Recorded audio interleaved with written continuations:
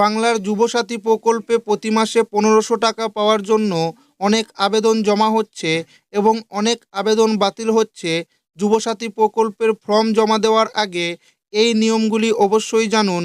কি কি কারণে যুবসাথী প্রকল্পের ফর্ম বাতিল করে দেওয়া হচ্ছে, যুবসাথী প্রকল্পের ফর্ম ফিল আপ এবং জমা দেওয়ার সঠিক নিয়ম কি, সেটাই কিন্তু আজকের এই ভিডিওর মাধ্যমে আপনাদেরকে জানাবো এবং আপনাদেরকে প্রমাণ সমেত দেখাবো। তাই ভিডিওটি প্রথম থেকে শেষ পর্যন্ত দেখবেন এবং আপনি কোন জেলা থেকে দেখছেন অবশ্যই কমেন্টে লিখে জানাবেন। যুবসাথীর প্রচুর আবেদন বাতিল হচ্ছে ফর্ম জমা দেওয়ার আগে এই নিয়মগুলি অবশ্যই জানুন। পশ্চিমবঙ্গ সরকারের যুবসাথী বা যুবশ্রী প্রকল্পের সুবিধা পাওয়ার জন্য হাজার হাজার আবেদন জমা পড়ছে। অনলাইন এবং অফলাইন উভয় মাধ্যমে এই ফর্ম জমা দেওয়ার সুযোগ থাকলেও অনলাইনে ফর্ম ফিল আপের ক্ষেত্রে ছোটোখাটো ভুলের কারণে বহু আবেদন বাতিল হয়ে যাওয়ার আশঙ্কা তৈরি হয়েছে। দুয়ারে সরকার ক্যাম্পে বা বিডিও অফিসে ফর্ম জমা দেওয়ার আগে বেশ কিছু তথ্যগত বিষয় সম্পর্কে স্বচ্ছ ধারণা থাকা অত্যন্ত জরুরি। আবেদনপত্রটি নির্ভুলভাবে পূরণ করতে এবং বাতিল হওয়া এড়াতে কোন কোন বিষয়ে বিশেষ নজর দেবেন বিস্তারিত আলোচনা করা হলো। লেখার ধরন ও কালির ব্যবহার। অনেকেই অভ্যাসগত ছোট হাতের অক্ষরে ফর্ম পূরণ করেন, যা এই ক্ষেত্রে একবারেই বর্জনীয়। ফর্মটি সম্পূর্ণভাবে ইংরেজি বড় হাতের অক্ষরে ক্যাপিটাল লেটার পূরণ করতে হবে।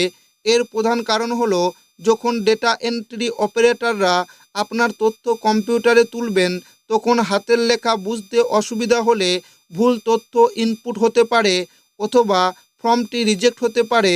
এছাড়া ফর্ম পূরণের জন্য শুধুমাত্র নীল বা কালো কালির বল পেন ব্যবহার করার পরামর্শ দেওয়া হচ্ছে। ছবি ও স্বাক্ষরের বিভ্রান্তি দূরীকরণ।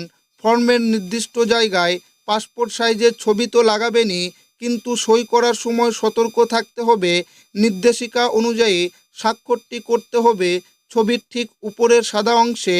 আপার উইথ পার্সন ছবির উপর বা আশেপাশে সই করলে অনেক ক্ষেত্রে জমা নেওয়া হলেও নিয়ম অনুযায়ী ওপরের সাদা অংশেই সই করা বাঞ্ছনীয়। এই টেকনিক্যাল ভেরিফিকেশনের সময় সুবিধা করে দেয়। তথ্যের প্রমাণ ও বয়স গণনা। আবেদনপত্রে নাম, বাবার নাম এবং জন্ম তারিখ লেখার সময় একমাত্র মাধ্যমিকের অ্যাডমিট কার্ড বা সার্টিফিকেট অনুসরণ করতে হবে। বিবাহিত মহিলারা অনেক সময় স্বামীর পদবি ব্যবহার করেন, কিন্তু যদি সার্টিফিকেটে বাবার বাড়ির পদবি থাকে তবে সেটাই লিখতে হবে। তথ্যের অমিল হলে ভেরিফিকেশনে সমস্যা হতে পারে। বয়সের হিসাব।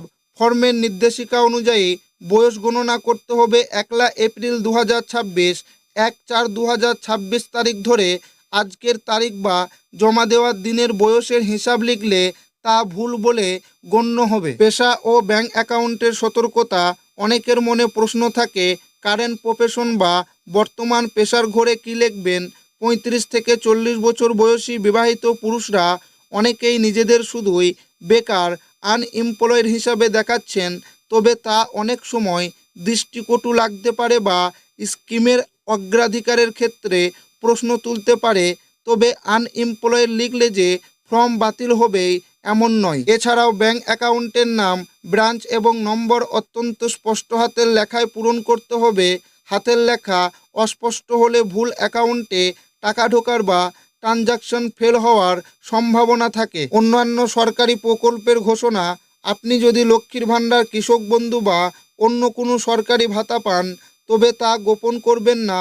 ফর্মে এই তথ্য দেওয়ার নির্দিষ্ট জায়গা রয়েছে।